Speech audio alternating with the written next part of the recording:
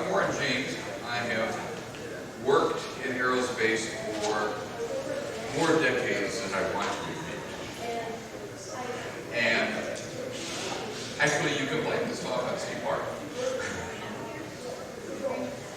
A while back at Oasis, he asked if I could talk, and we were fishing around with what to talk about, and kind of pointed out that I'd been working on ROVs for a long time, and I realized that I had ended up working on pretty much every reusable launch vehicle, at least from the NASA side, that had come down the pike in ages.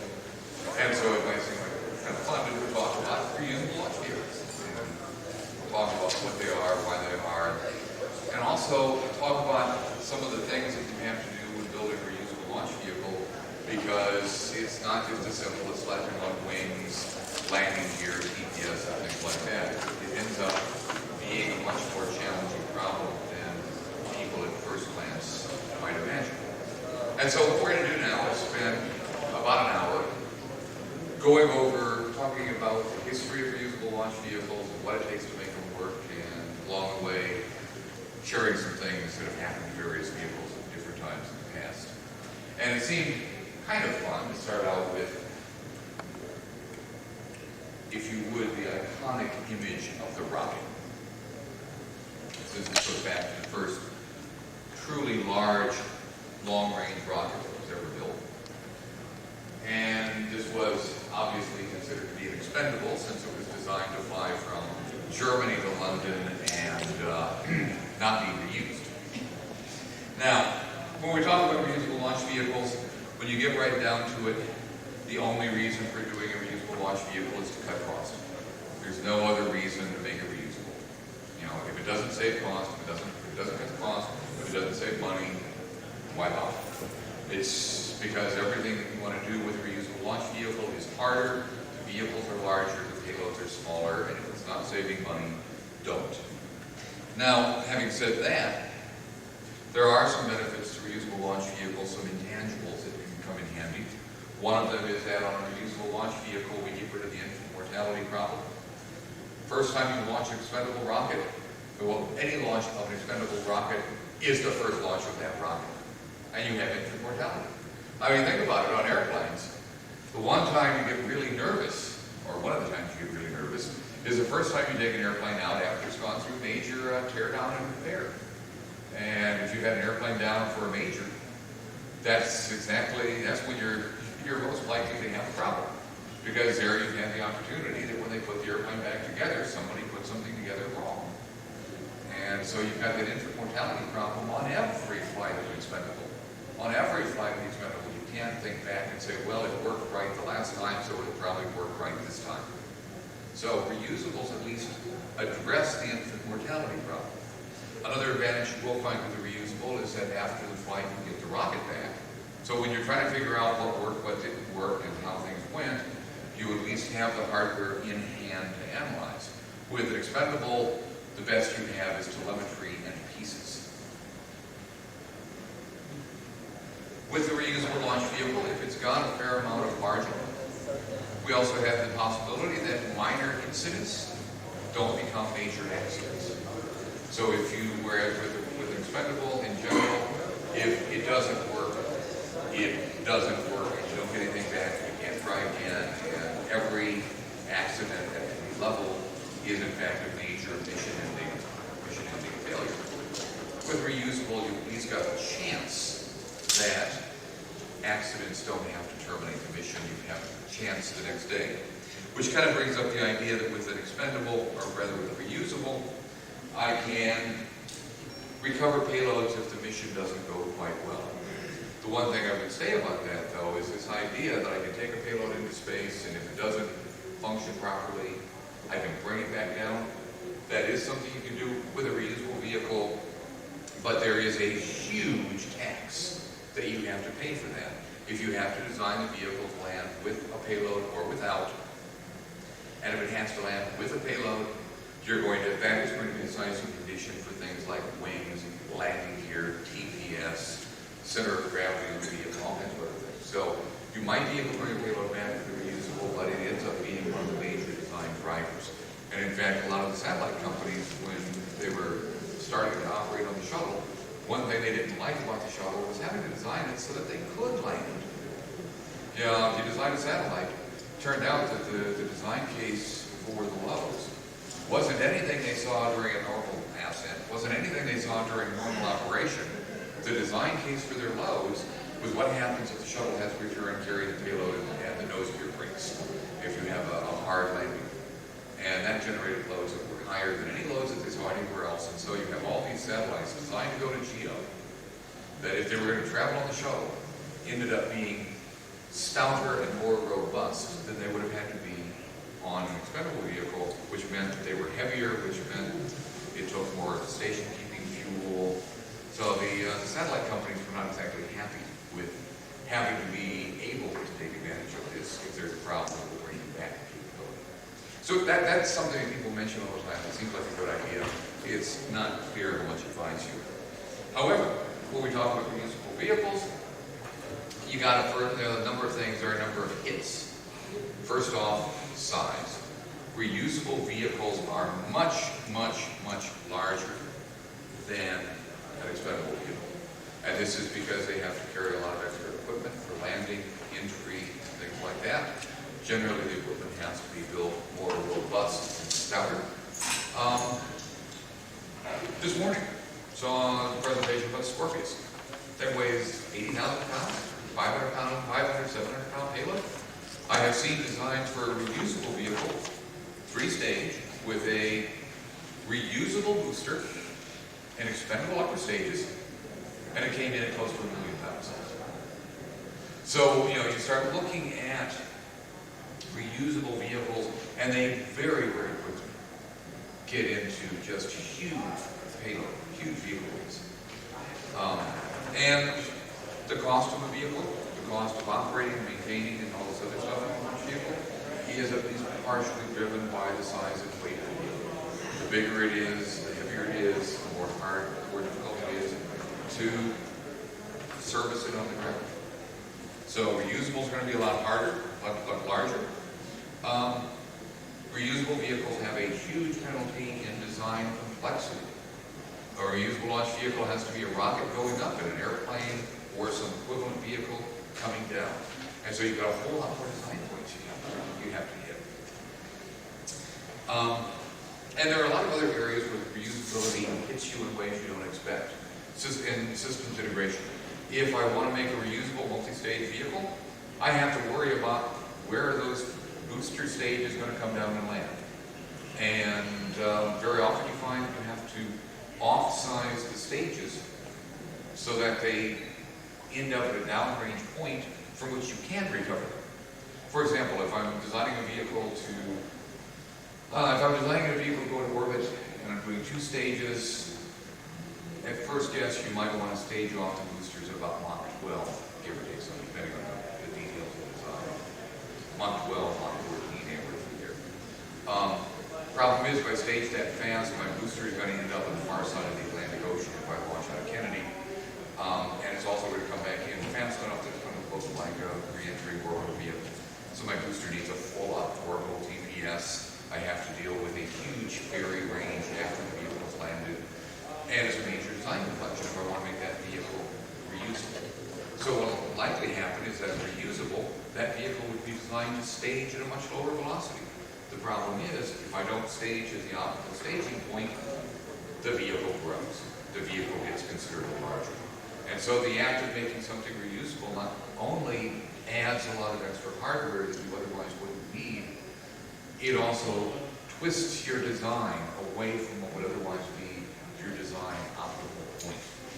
So, as they say, reusable launch vehicles are hard to do for lots of reasons. Now, let's start with this image. The iconic image of the rocket. The vehicle that everyone knows as the A4, the V2, the expendable vehicle that was expended against London. There's only one problem. This is not a picture of a V2 or an A4. This is a picture of an A5. The industry today is enamored of subscale prototypes. The X-33 is a prototype for a full-scale orbital vehicle. The X-37 is a prototype for a orbital space plane. Everybody wants to do prototypes and subscale vehicles. This isn't anything new. The A5 was a half-scale V2. It was designed basically so that the Brown and Company could test a lot of the equipment they wanted to put onto the V2 so they could easily and quickly experiment with design fixes and things like that. The A5, obviously, one of the things it was demonstrating was the aerodynamic shape of the V2, but as they were running this test program with the A5, they also demonstrated something else. The A5, which was flown in the late 30s, early 40s, was actually a reusable launch vehicle. It was launched over the Baltic. It had a small parachute. It landed in the ocean. They would fish it out of the Baltic with boats, pull it out, hose it off, dry it off, and refly it. So this is a case of a reusable launch vehicle that dates back to the... I discovered, to my chagrin one time, that if you put these on upside down, the heat melts the ink on the photographs. But the A4, the A5 here, this is actually a demonstration of a reusable launch vehicle that was dumped, that was dumped into the ocean, kicked out, and actually reflown several times. Just as a historical note, you will often hear NASA say that the Space Shuttle was the first reusable spacecraft. This is a bit of an exaggeration. The first reusable spacecraft, in fact, was Soviet. It was the Yantar reconnaissance satellite, which was built, which was basically an unmanned version of Soyuz. They used the orbit module for Soyuz, the service module for Soyuz, and then cameras, and then they recorded the film in the orbit module. That orbit module, which was close to being a duplicate of the orbit of the entry module used on Soyuz, that was reflown several times in the 1960s, long before the Space Shuttle. So reusable, recoverable spacecraft are not even all that new. Now, so one thing about this is when we look at recovering vehicles, sometimes we talk about dropping them into the ocean, and people say, oh my God, you can't do that. If you drop a rocket in the ocean, it'll dissolve. I mean, they act like the ocean was somehow made of this incredibly strong acid. Well, the A5 demonstrated that you could drop rockets into the ocean and reuse them. And it was a fairly sophisticated rocket. It was pump-fed. It wasn't a pressure-fed rocket. It had all the complexities and all the detailed mechanisms of the A4. Perhaps, though, the most famous rocket in the ocean, big liquid-fueled rocket, was this thing that von Braun designed in the 1950s. This is probably the classic three-stage reusable rocket. This was the rocket that appeared in the Collier series and showed up all over the world. This was basically about the same size as a Saturn V. It weighed about as much as a Navy cruiser and carried a payload of about 20,000 to 30,000 pounds. However, the payload for this vehicle was being delivered to an orbit at about 1,200 miles. So it was going to a much higher altitude than most of our payload deliveries go to today. But nonetheless, it was a very large, very heavy, and fully reusable vehicle. The three stages, the winged upper stage, obviously is a progenitor for today's space shuttle, with wings and landing gear and a crew cabin and a payload bay and all the other stuff. It landed just like the shuttle does today, or it would have landed if it had been built. Although, if you go back and you look at the details on the weights and the TPS system, they were probably being highly optimistic about the thermal protection system they would need for an orbital vehicle. The second stage and the first stage both were parachute recovered, designed to be dropped into the ocean. After landing in the ocean, a boat would go out, grab onto them, and tow them back to the port, where they could be hosed off, checked out, and reused. Now, one interesting point to note about this is that if this had ever been built, there was a major problem which would have been uncovered somewhere during the design process, and if not then during flight test. And that is, these vehicles, the first stage and the second stage, during entry would have been hideously unstable. If you think about a rocket, I mean, basically what you've got with a rocket, especially one like this, you've got your rocket, you've got all your propellant tanks up front, and in the back end of the rocket, you've got the engines. And in the case of that first stage, you've got those big fins. Well, what you've got then is all the weight in the tail. When the tanks are empty, they weigh very little. The engines would be very heavy. During entry and landing of this first and second stage, it was problematical whether or not they would actually maintain the right orientation for surviving entry. So there was a certain element of technological innocence to that design, which we have had to deal with. During the 1960s, there was a lot of thought and discussion about reusable vehicles, what would be required for a reusable vehicle, what would work best as reusable. I think that fits most of it on. This is a vehicle Lockheed had proposed and had been working on in the 1960s called the Star Trooper. Now, in thinking about reusability on rockets, Max Hunter at Lockheed was basically made a very powerful insight.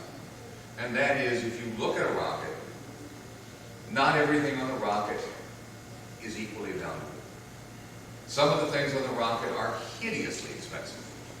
The rocket engines are very expensive, the avionics are very expensive, the crew cabin and crew systems are very expensive, the propellant tanks are dirt cheap. So the proposal was not to recover the cheap stuff. Throw away the cheap stuff and recover the expensive stuff.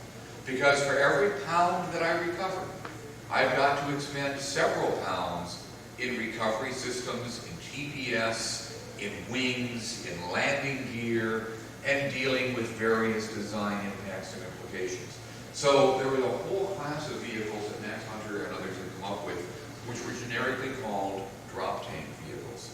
And in these vehicles, the approach was recover the expensive stuff, throw away the cheap stuff, i.e. the tanks. And so this vehicle, the Star Trooper, was powered by LOX hydrogen engines. Most of the LOX hydrogen was stored in these V-shaped propellant tanks that you see on the around the edge of the vehicle. The vehicle itself was a deltoid lifting body with canted fins for hypersonic lateral directional stability. A similarity between that core vehicle and the Venture Star is perhaps not accidental.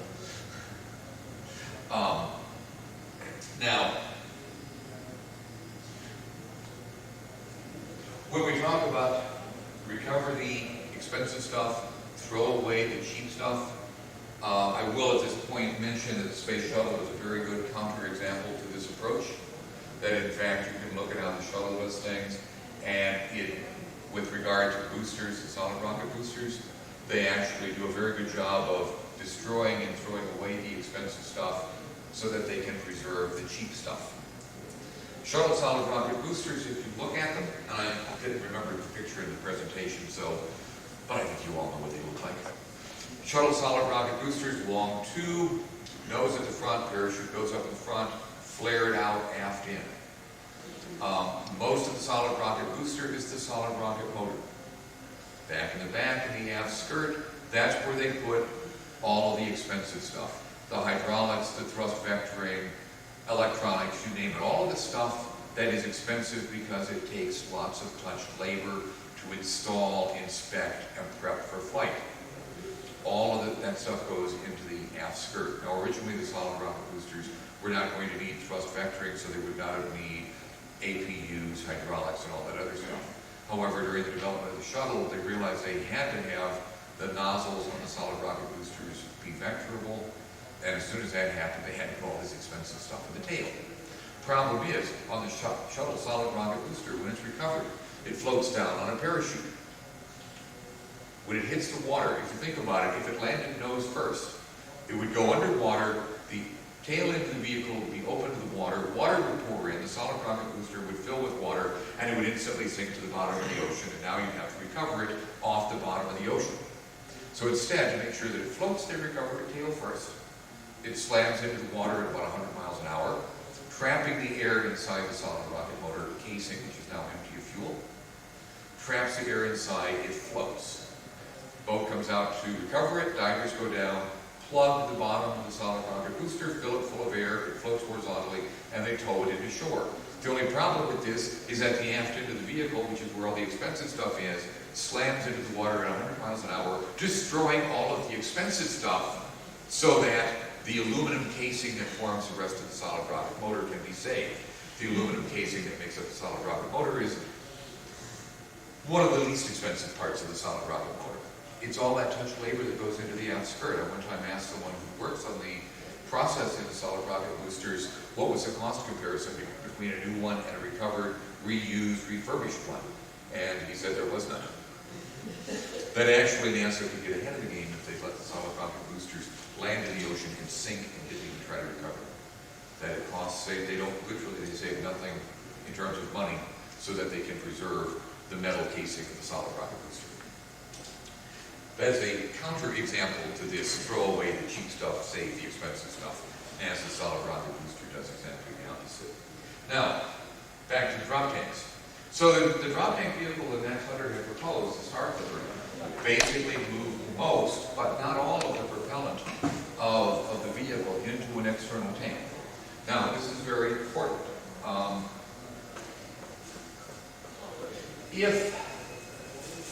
If I put all of the propellant into the external tank and take it all the way to orbit, I've basically tried to create a single-stage orbit vehicle. These are very challenging from the point of view of mass ratio. On the other hand, if I only put some of the propellant, most of it, into that external tank, and then drop that external tank partway to orbit, I now have what amounts to a two-stage vehicle. The first stage is nothing more than that tank containing the fuel used for the first phase of the mission. The second stage is the core vehicle with the engines.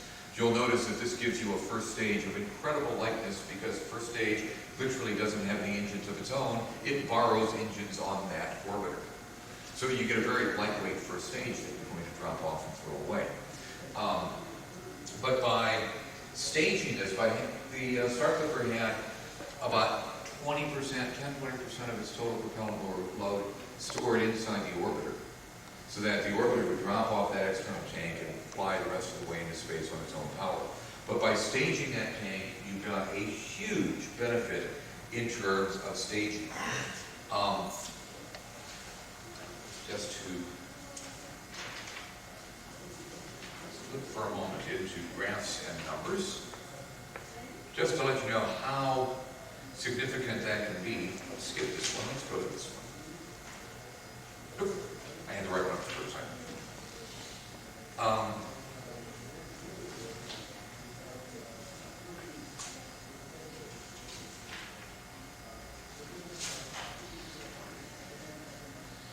We'll come back to that second one in a moment. What kind of weight savings can you get if you take and move a bunch of propellant off to that external tank? What I did here was I took 4 vehicle size to do a single stage orbit mission. I looked at how much of the propellant is burned. You know, for each 5% of the propellant burned, how much of the total delta V did it generate? To make it all the way to orbit in a single stage orbit vehicle, I need to generate a delta V of about 30,000 feet per second. And if you look at this, what you discover quickly is that the first 50% of the propellant that I burn only generates about 25% of the total change in velocity that I need to make to reach orbit. If I burn 75% of my propellant, I only get to about 50% of the total delta V that I have to make to do the mission. Which means I will burn 75% of my propellant just getting halfway to orbit. So if I take 75% of my propellant, put it into this external tank, that is a huge fraction of the total propellant tank weight that I would otherwise have to carry all the way to orbit. And so if you stage off the tank at that point, you need very little propellant to go the rest of the way to orbit. This is made even more clear. You look at just how rough the rocket equation is on us. The first 5% of the propellant that I burn on a vehicle headed for orbit generates about 2% of the total velocity change I need to make orbit. By the end of the burn, the last 5% of the propellant that I burn generates something like 20% of the velocity change needed to make orbit. And so, if all I need to do is carry a little propellant to get that last few feet per second of delta V needed to make the mission, those tanks get real small.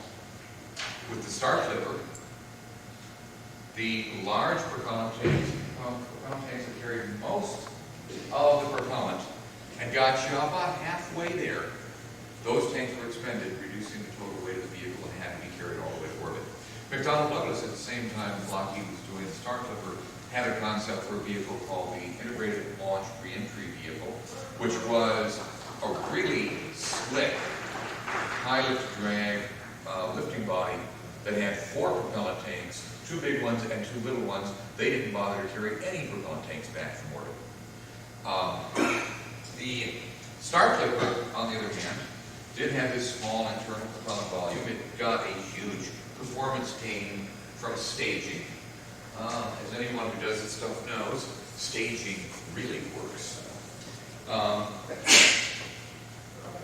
Now, Lockheed had started work on this in the 1960s. They actually had proposed building it for NASA. They were actually going to build this at Lockheed Sunnyvale, just down the street. They actually said they offered to build it for the government with their money, with Lockheed's money. And the only thing they wanted the government to do was to agree to buy a certain number of vehicles or buy a certain number of flights per year. But if the government would basically agree to be a customer, they would have built it with their money. Mainly they wanted to do this because they figured there was actually a fairly large global market for vehicles like this, which could carry payloads on the order of 25,000 pounds to orbit. The government didn't want to do that. They wanted to develop their own vehicle. Lockheed entered the Star Clipper into the NASA shuttle competition, and the NASA administrator at one point made the announcement that they would not consider buying a space shuttle that had any expendable hardware. And so this vehicle was removed from consideration.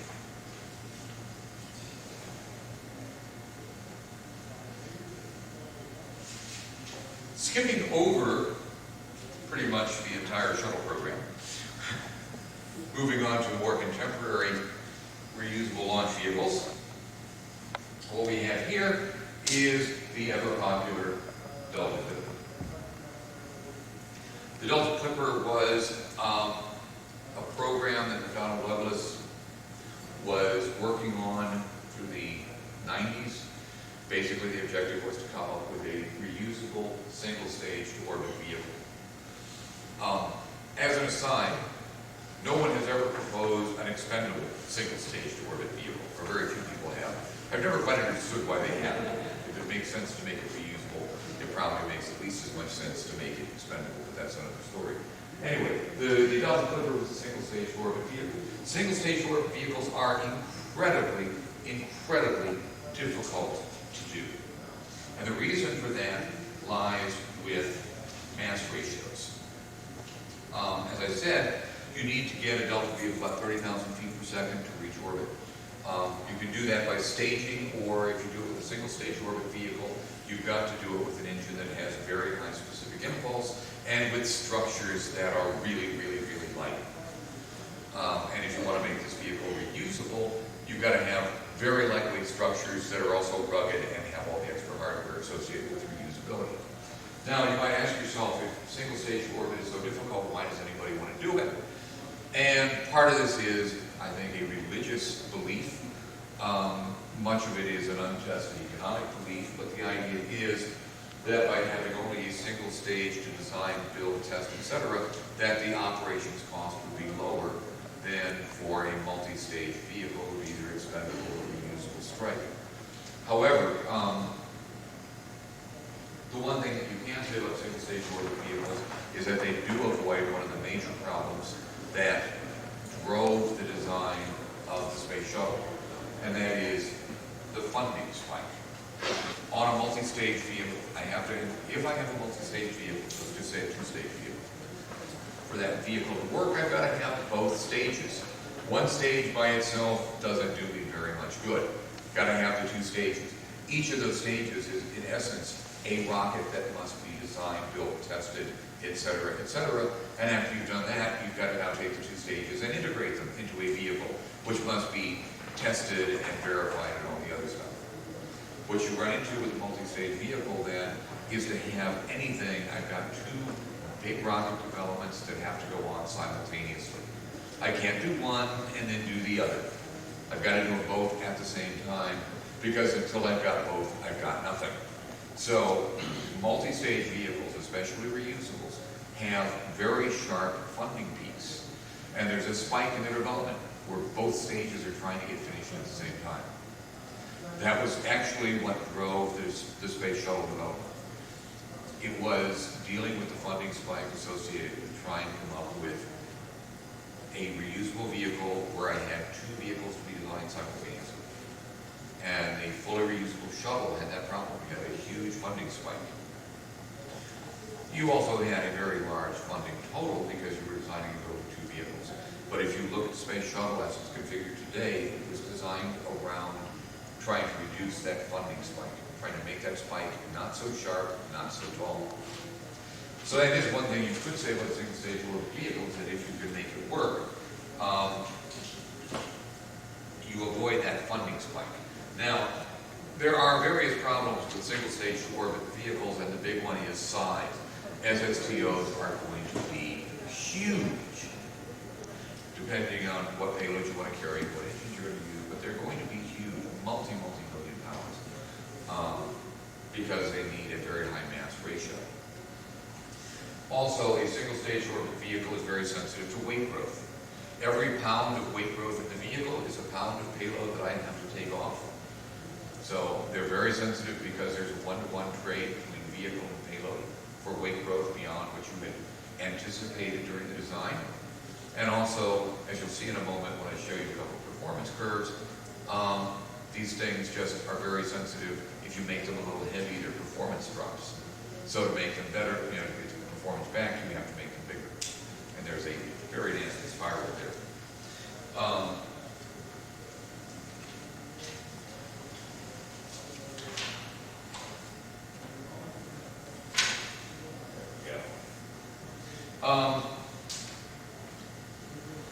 This is the size of an SSTO. This one, let's see, this one was based around 10,000 pound payload, specific impulse of 345, which basically says LOX RP, your basic rocket propellant combination we've been using all the way back to the days of Sergei Korolev, von Braun, and everybody else. The delta V's that I looked at range from 29.5 to 31,000 feet per second. The 29.5 number is pretty much the minimum delta V you can expect that they would need for flying a mission due east out of Kennedy to a low orbit. The slightly larger delta V is the 30,000 feet per second would be the delta V needed to go up to the ISS inclination, and the 31,000 feet per second is the delta V I need not only to go to the ISS inclination, but to go up and back from all the way to the ISS and all the way back. And what you see here is I plotted the vehicle gross liftoff weight as a function of propellant fraction. Propellant fraction is basically the ratio of the propellant the vehicle carries to the weight of the stage plus propellant. It doesn't factor in the payload that I carry. Propellant fraction is a measure of how much propellant I can pack into the vehicle. The higher the propellant fraction, the more propellant I can pack into the vehicle, the higher the performance. If you look at it, what I've got is I've got a vehicle with a given propellant fraction. That will generate some zero payload delta V. That's my maximum performance. If that zero payload delta V is greater than the delta V that I need to fly the mission, then I just keep adding propellant payload weight to weight it down until I get the performance that I want. So this, if you would, the propellant fraction is a measure of how good the stage is, how much propellant it can carry. Propellant fractions of typical expendable vehicles with reasonably current technologies are down here in the lower left-hand corner. An Atlas II, about 93.5% of its fuel weight is fuel, is propellant. And if we build a vehicle at that weight, we're looking at anywhere from 2 to 5 million pounds for a SSTO. And the problem is, these propellant fractions correspond to a vehicle that is not reusable. If you want it to be reusable, the propellant fraction would decrease because of all of the hardware you're carrying for reusability. You'll note up in the upper hand corner, if the propellant fraction dropped to 0.93, the gross liftoff weight grows to 82 million pounds for a 10,000 pound payload. I did a calculation one time, and it's the current Atlas V actually is pretty close to being an SSTO, expendable SSTO, for very, very small payloads. No one would fly an Atlas V that way. Why? Because if I add a small stage onto the top and make a two-stage vehicle, my payload gets hugely improved, and the vehicle is a much better economic performance. So, as I said earlier, SSTO is as much as anything a religious belief as it is an economic assessment. Here's that same chart but redone using lost hydrogen as a propellant, and these numbers start to look much better. These are all vehicles coming in at weights under 1 million pounds, but again, this is for a vehicle that is not reusable. As soon as I make it reusable, the weights go up dramatically because I have to have wings, landing gear, TPS, etc. And those weights, in essence, become payload. And so that instead of being a vehicle of 10,000 pounds payload, it's a vehicle of 80,000 pounds payload, 90,000 pounds payload. So the vehicle then has to get bigger to accommodate, in essence, all that extra payload that represents recovery hardware. Here is an alternate version of a vertically launched, vertically landing, single-stage orbit vehicle. I think this was called the Millennium Express. It was done by General Dynamics down in San Diego. Like the Delta Clipper, it's a vertically launched, vertically landing vehicle. Unlike the Delta Clipper, though, this one comes in tail first. The DCX and Delta Clipper were designed the way they were to take advantage of a fairly long design heritage of McDonnell Douglas from having designed highly maneuverable MIRV warheads. That was where the basic shape of the DCX came in. The DCX, Delta Clipper entered nose first. It has those big barn door flaps on the side, so it could get a lot of maneuvering during entry and have a large cross range.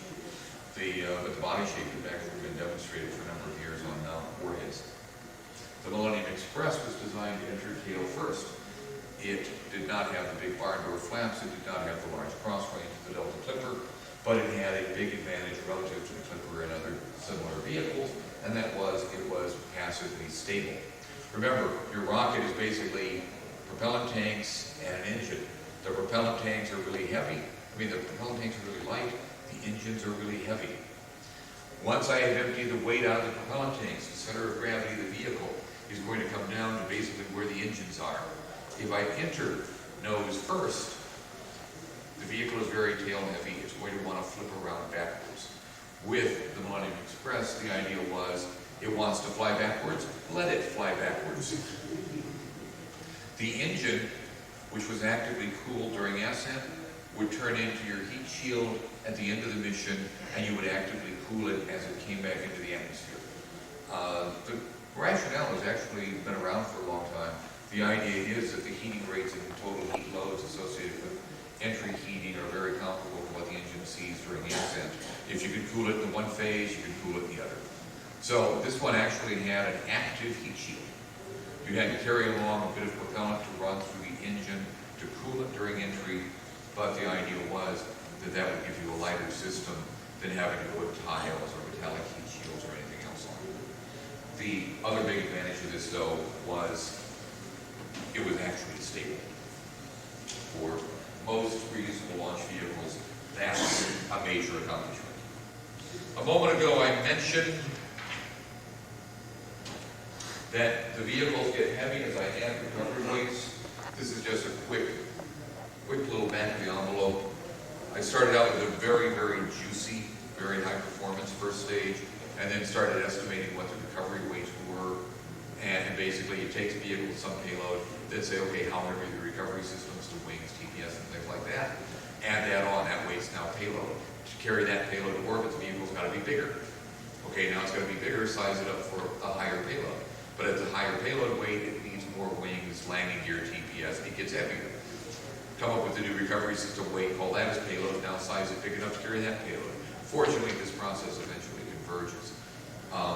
And basically what happens is the vehicle gains somewhere between 2.5 and 3.5 times the glow, the gross lift-off weight, goes up by 2.5 to 3.5 or even 4 times its non-recoverable value. So, and this is with very aggressive, if not downright unrealistic, assumptions about the basic common fractions and weights for the recovery elements and things like that. So, making something recoverable isn't easy. Venture Star. Everyone has seen pictures of the Venture Star. There are several very good lessons to learn from seeing what happened during the development of Venture Star. Don't know if we can tell you what. Basic form of the Venture Star was similar to the X-33. Originally, in fact, they were going to be identical, but the X-33 and the Venture Star were fully reusable, single-stage orbit vehicles powered by a linear aerospike engine, which had the advantage of being altitude compensated, which meant that your specific impulse at altitude, at any altitude, was as good as that. The engine did not suffer back pressure losses. On a normal engine, you design the engine to operate efficiently at one altitude, at one pressure, and at any other pressure, any other altitude, the engine is inefficient. An aerospike engine is equally efficient at all altitudes from sea level to vacuum. It gains you a significant performance improvement relative to a conventional valve nozzle. The vehicle itself was this triangular lifting body wedgy thing, very much like the Star Clipper had looked.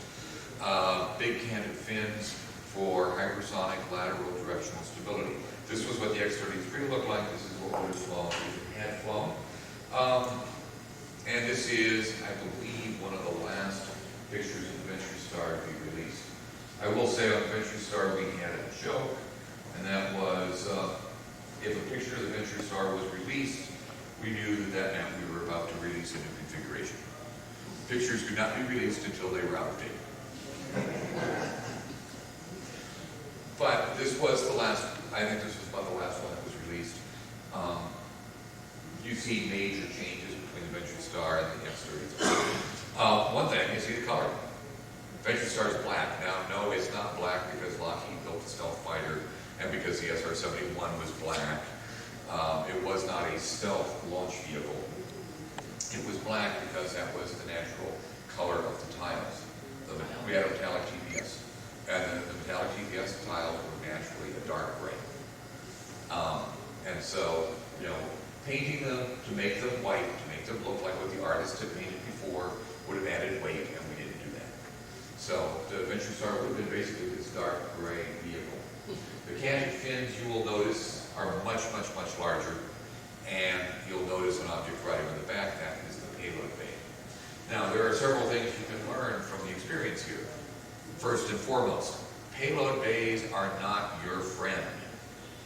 Payload bays represent a big hole in the vehicle, making the stage very inefficient, reducing the stage propellant fraction. In fact, the joke we had on Venture Star was what we wanted to do was fly the tank. Build a tank, cover it with TPS, and paint Venture Star on the side. That's what we wanted.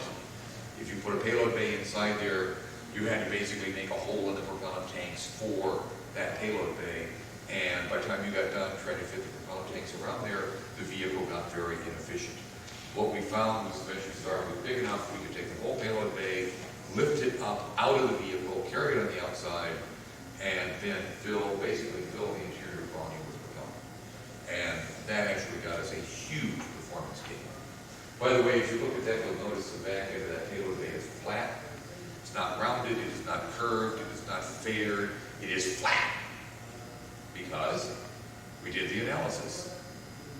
The fairing, if you put a fairing on the payload bay, at the back of the payload bay, to make it look smooth and sleek like you would expect, that fairing would weigh a certain amount of pounds.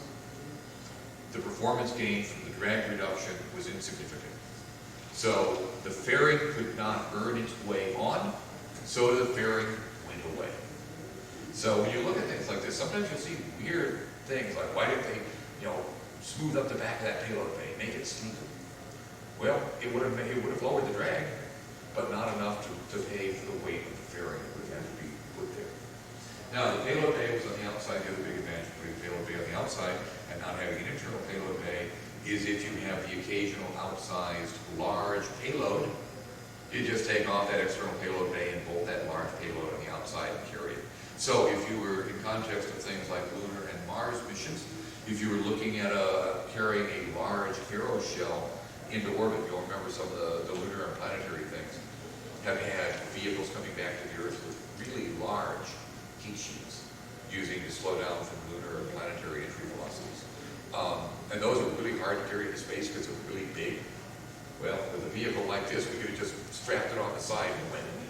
So it would have been very good for that kind of outside payload. So payload bays are not your friend. Get rid of them. Move them to the outside of the vehicle. The other thing you will notice is the canted fins have gotten somewhat large. Now, the canted fins, and they are not wings, despite what they might look like. They are roughly the size of transport aircraft wings, but those are not wings. They are canted fins.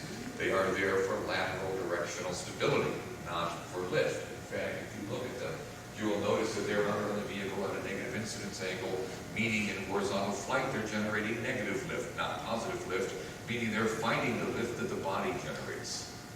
Why? We're trying to keep the pointy end into the wind. Very important. Always keep the pointy end going into the wind. And basically, and this is what you see in a lot of vehicles, as the design matures, as you come up to this, where you're having to face off against designing real things, testing them in the wind tunnel, and actually locking down the design, you eventually get to the point where you can't wave your hand. And this happens in all vehicle designs. And on this one, we had to fight the problem of how do you keep the pointy end going into the wind. And again, you've got tanks. Tanks are relatively light. We had everything heavy you could find in the nose. And at the back end of the vehicle, you got these rocket engines. And the rocket engines are heavy. And so you go through and and also on a vehicle like this, which is re-entering, it goes from Mach 20 umpteen as it does its re-entry, down to subsonic speeds, sliding down the glide slope and finally flaring and touching down. So it's got to not just be stable at some speed, but stable at all speeds from Mach 0.01 to Mach 25. So in trying to come up with what configuration that would stabilize the vehicle, the canted fins kept getting bigger until they got to be absolutely amazing. This is fine using composite tanks or aluminum tanks. Yes. Can you elaborate? Yes. No, actually, at that point, the answer is no. No. I can't remember if this configuration was composite or metal. It didn't matter. The metal tanks were lighter. The metal tanks were lighter than the composite tanks. People look at composites and they just go gaga over the strength of the composites, and they go, oh my God, they're 40% lighter than aluminum. And then they think they're going to design an airplane out of black aluminum. In fact, the devil is, as is always, in the details. And the layups, the allowables you have to put in on composites, the things you have to do with handling, you know, attachment fittings and things like that. Margin you have to put in for composites that you don't have to put in for metal. You know, you get through with all this stuff. And if you've got a very complex tank design, you know, composites are really great on like nice flat surfaces, you know, simple curves. They're terrible on compound curves. And so the tanks with composites ended up weighing about as much as the tanks with metal. In fact, the metal tanks were a little lighter.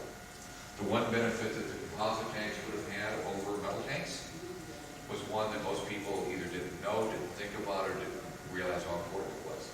And that was CTE effects, thermal expansion. The composites have very low coefficients of expansion.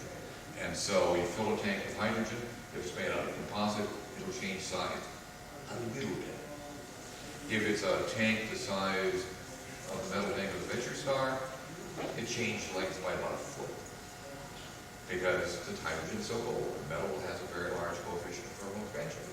And so these CTE effects in the composite tanks, though, that was significant, because that made it a lot easier to design the tank because it wasn't constantly changing size. And on an expendable vehicle or a vehicle that doesn't have TPS on the outside, the CTE effects are kind of annoying, but not terribly, well, they're annoying, okay?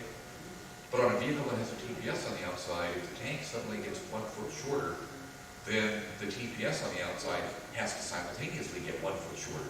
But if the TPS is made out of something not metal, then it's not naturally shrinking as much as the tank is. And so the big difference in the metal vehicle was we had a much more difficult job of designing the attached fittings for the thermal protection system.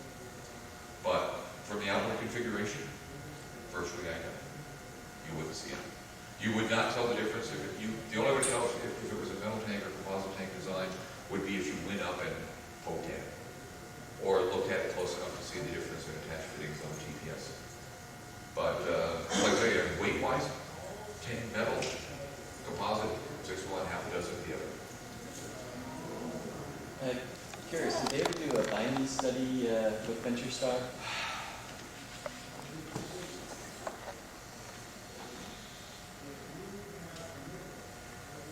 Did, but it didn't get very far. It was just looked at briefly. Bindings ends up not buying you a whole lot.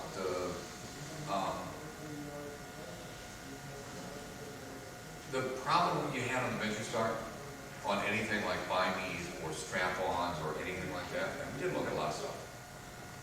Where you got to put them? The problem you have with the aerospike engine is that the engine, a good portion, if you would, of the engine is formed by the shock wave with the flow coming out of that engine. If I put on some other engines right next to it, now I've got direct flow fields. I could find my engine thrust going away. So I could add on, you could do it by means configuration, but the integrated flow field was nasty. So, and we had basically looked at the numbers for a bimees. It helped some, but not as much as you wanted. I proposed drop tanks.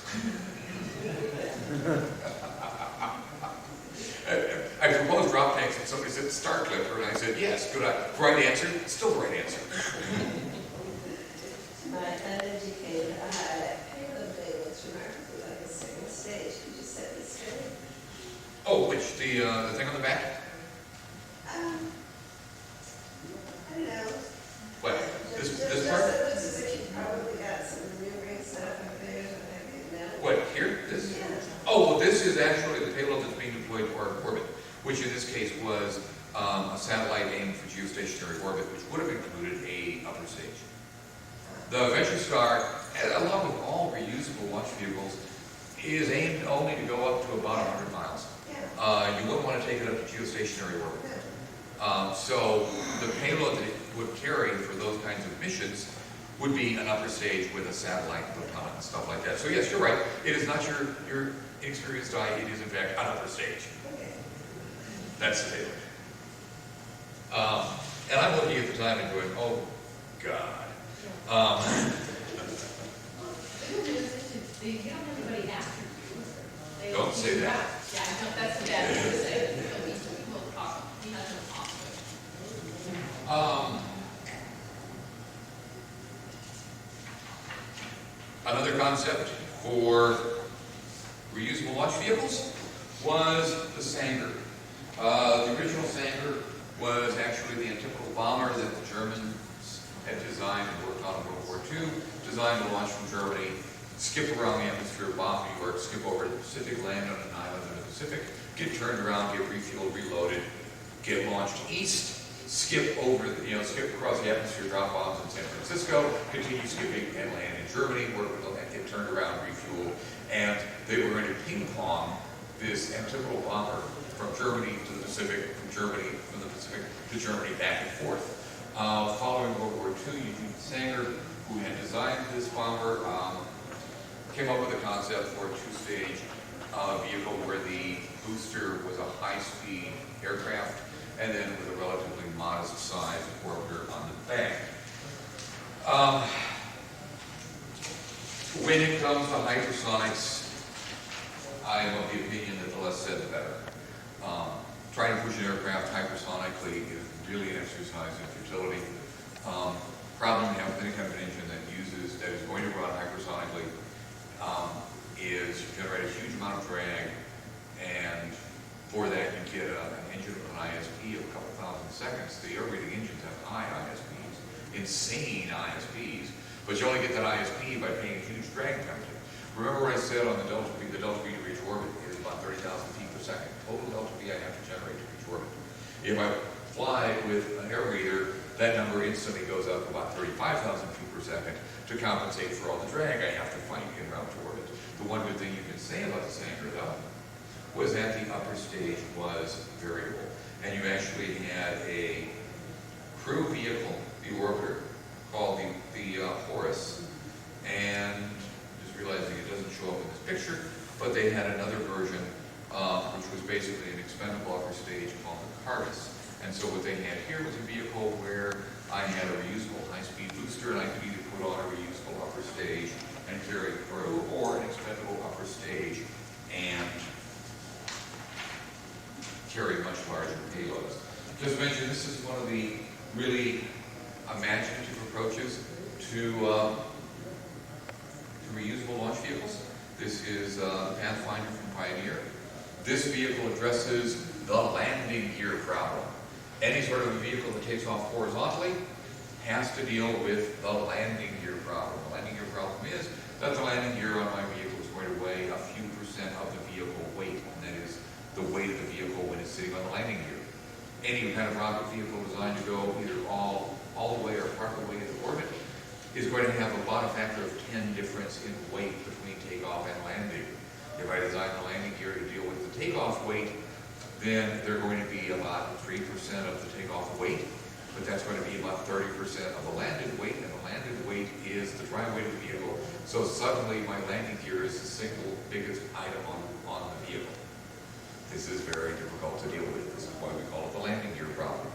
The Pioneer rocket motor approach has been to take off, fly on jets, climb up to altitude, and then do the thing that Air Force pilots do all the time: refuel. Though in the case of the Pioneer rocket flight, they would refuel not with fuel, but with oxidizer, since oxidizer is the heaviest component of our propellant in a rocket. So this guy would fly up, refuel, like a rocket, go to a relatively high altitude and velocity, open the payload bay, kick out the upper stage, and the upper stage would go the rest of the way to orbit. It's a very interesting, very imaginative approach to how one might do a reusable vehicle. I am noticing, as I said a moment ago, we are rapidly running out of time.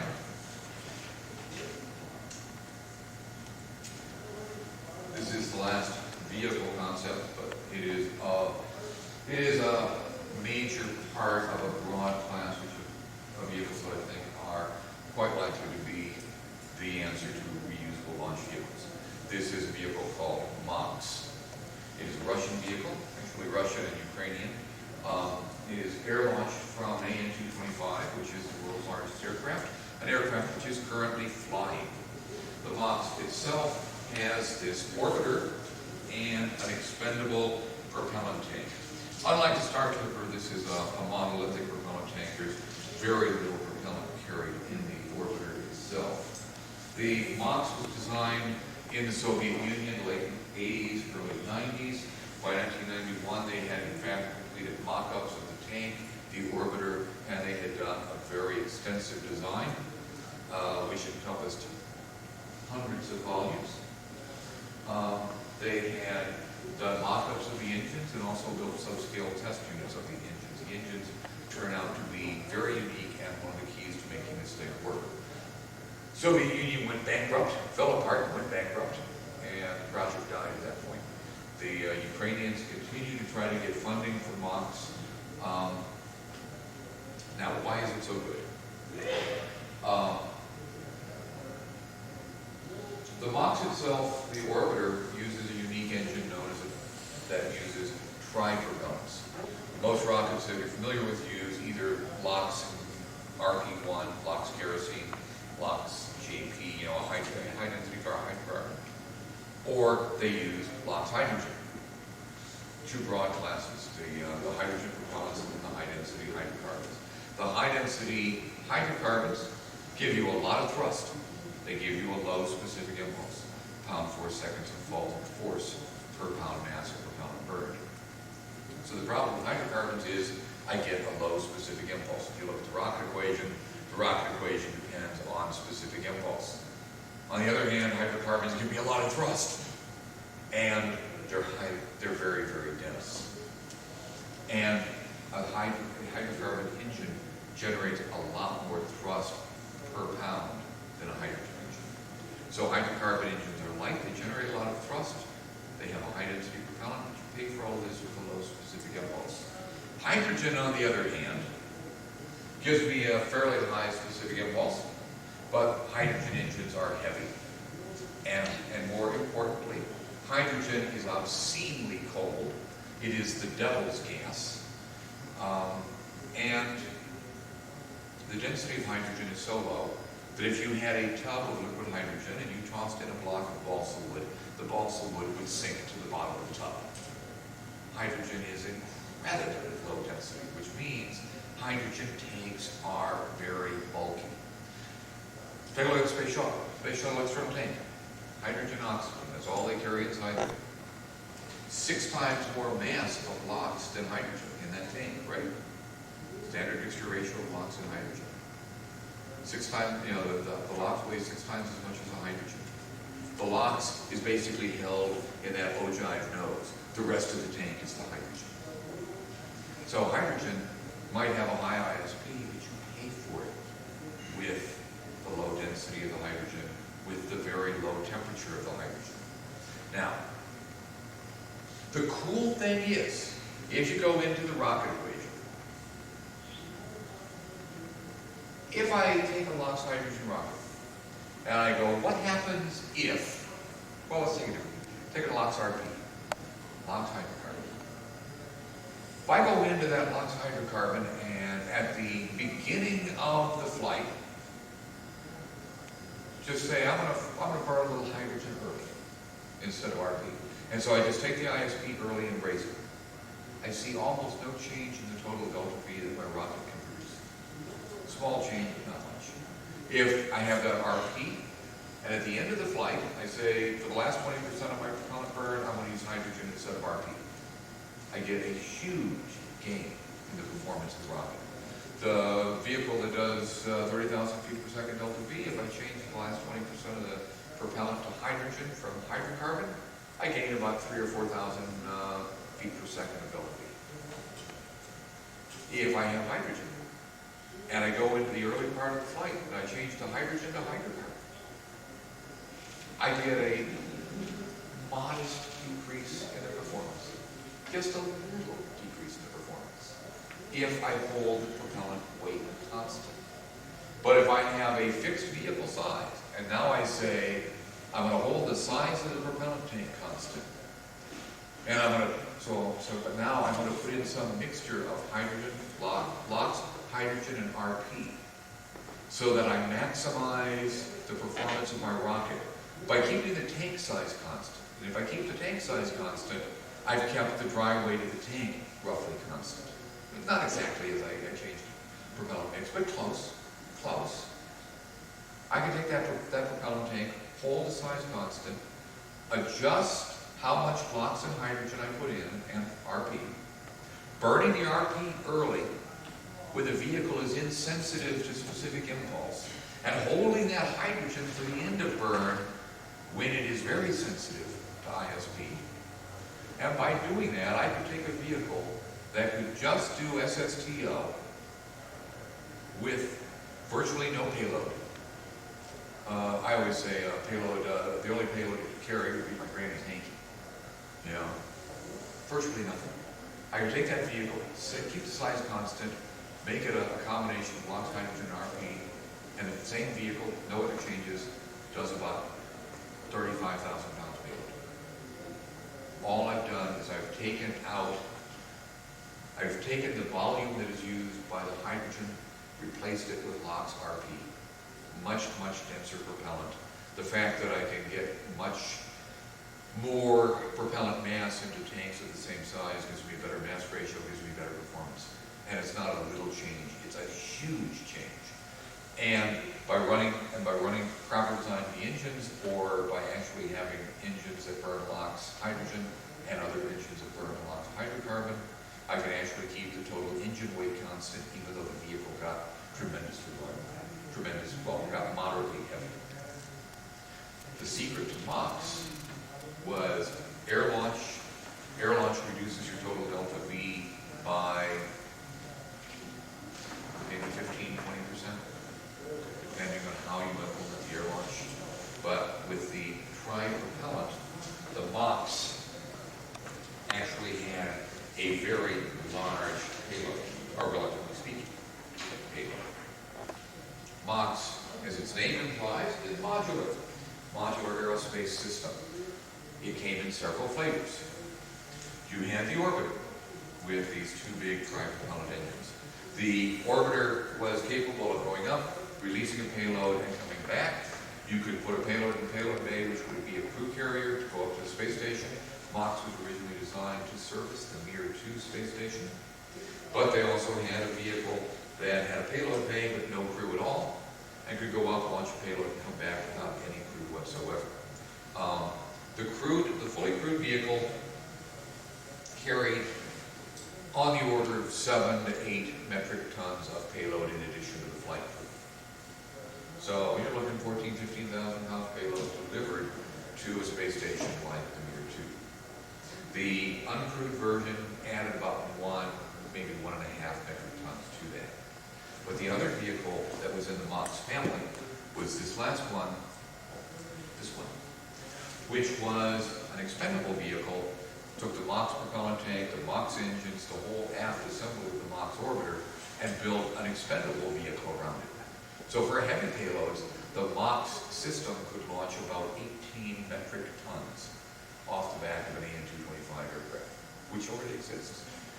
18 metric tons gives the MOX system in its expendable unmanned mode a payload equal, actually exceeding the payload of the Zenit. The Zenit is a vehicle used by sea launch people down in Long Beach. There was also as a design exercise, they looked at a fully reusable stage to be launched like the MOX orbiter, and that fully reusable vehicle is back to Granny's handkerchief. It gives up almost all of the payload to be fully reusable. So, if I was looking at inexpensive ways to carry significant amounts of cargo, if I had flight weight sufficient to justify reusability, something on the order of the MOX appears to be the answer. The development cost is reduced because you've got an existing stage as your first stage, and when you're not using that first stage to launch satellites, you can use it to carry outsized heavy cargo. So you've got not only a reusable first stage, but an alternately usable first stage. And by using expendable route tanks, you minimize the amount of system weight that has to be recovered and maximize the payload.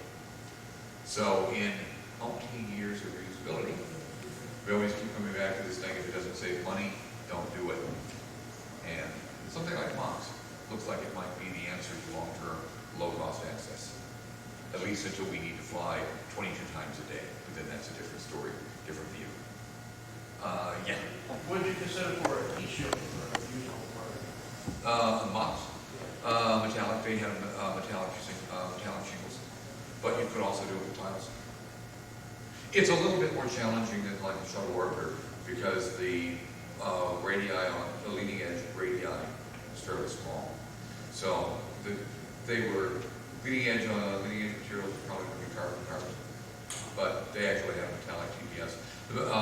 I saw just recently in the last year, the Ukrainians are actually doing some testing on TPS materials for mods, and they're actually talking about trying to get funding for them, so they may be able to restart the project.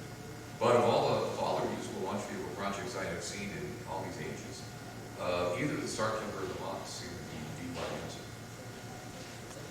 Are you familiar with Telespace's tow launch? Yeah. Does it work, or would it work, or? It would work. It would be a very complicated system. That is one. Yeah, that's one I just neglected to put on. The Kelly tow launch is, as its name implies, basically tow the launch vehicle. It works. I have to be careful what I say about it because I've seen some stuff about it, and I can't remember which of the things I saw about it were under non-disclosures. It ended up working. It ended up being a relatively complicated system. You had the tow aircraft, you had the aircraft being towed, and then you had the vehicle on top of that which carried the payload to orbit. The vehicle being towed did not go to orbit. The vehicle being towed only went to about Mach 12, 10, 12, something like that. Then it released a vehicle that went the rest of the way to orbit. So you had tow aircraft, launch aircraft, orbiter aircraft, geostationary. You know, it started to get pretty cumbersome, but it would work. Did you, have you taken a look at Burt Rutan's latest vehicle? Yes. Burt Rutan's X-Prize entry around work I am known as Mr. Air Launch, so I think it's a good thing. Do you think it would be viable for suborbital or And suborbital? the suborbital looks quite viable. There are some interesting challenges that they're going to face with Burt Rutan's approach, and there are some interesting, why didn't he do this? And I think Burt Rutan's background as an airplane person is showing. It acts very much like an airplane. The rocket-powered vehicle is released while the carrier aircraft is traveling horizontally. If you do an analysis, what you find that for air launch concepts, you don't want to launch the rocket horizontally. You want to launch it when the carrier aircraft is in a very steep climb. And even if you have to trade altitude or airspeed to get that flight path angle, you gain. There's a Russian vehicle, the Cosmopolis, which is an air launch that uses their geophysica research aircraft to carry a crew capsule with solid rocket motor at high altitude and high flight path and a high flight path angle. Burt Rutan's goes to relatively high altitude but horizontal release. You get significant payload improvement if you can design an aircraft to go around the corner and be going at that high flight path angle. But in any case, that's just a detail. It could, if it works, great. and there's no reason to think it won't work. I'm just thinking, gee, all the time we've done this flight path angle before. But suborbital is so relative to orbital missions. Suborbital missions are not challenging in the least. They're easy. So for a suborbital mission, you've got performance and burn.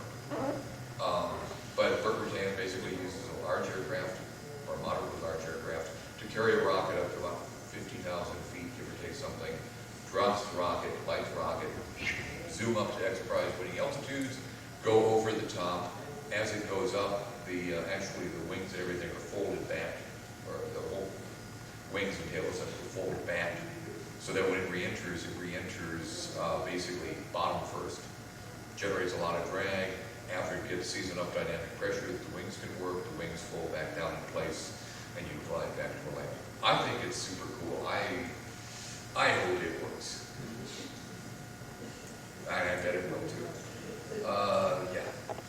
You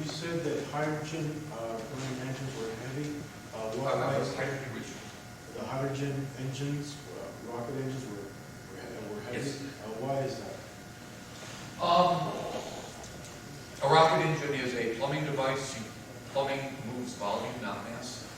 And so the piping for hydrogen engines, basically just all of the stuff on a hydrogen engine is big. Because I have to move, 50 pounds mass through the engine per some unit of time. Well, 50 pounds mass of hydrogen is a huge volume. So I need big pipes. It's that kind of stuff. It's a plumbing issue. The hydrocarbon engines, the propellants are real dense, the plumbing is real small. So if you look at it historically, hydrocarbon engines have about twice the thrust to weight of a hydrogen engine. Hydrogen engine, shuttle main engines are most of the similar type of engines. You get about an 80 to 1 thrust to weight ratio on the vehicle. And those are, actually 80 to 1 is pretty juicy for a hydrogen. There are 30-year-old hydrocarbon engines that do 120, 130 to 1 thrust to weight. And I have seen some designs for modern, high pressure, full tilt floating hydrocarbon engines that push up the thrust weights of 160 or 170. So the hydrocarbon engines are just a lot lighter. This benefits you on a reusable vehicle because remember, keeping the pointy end into the wind is the challenge, and that's being driven by all that weight feedback from the engines. There was one other question, and then maybe we should break because we've already gone almost 20 minutes long. Just a little off the subject, with all the reviews and stuff going on with the Columbia accident, has anyone pointed out to Congress or Kiefer about the SRBs and why not recovering them? No, they're not looking at the SRBs right now. Yeah, the whole thing with the SRBs was originally the engines on the SRB did not work. So they were simple. As the design progressed, what people realized was they didn't have enough control authority out of the main engines on the shuttle to steer the vehicle when those big solid rocket motors were firing. So as they realized that, then suddenly the solid rocket motors had to start kindling. And as soon as that happened, they got complicated. My opinion, as soon as they hit that point, somebody should have said, stop, reevaluate whether those should be solids or liquids. And the way they were recovering them worked perfectly fine if they were simple. But as soon as all the expensive stuff went into the back end, they turned into something where you destroy the expensive stuff so you can save the cheap stuff. Go figure. Thank you all for sticking around so long.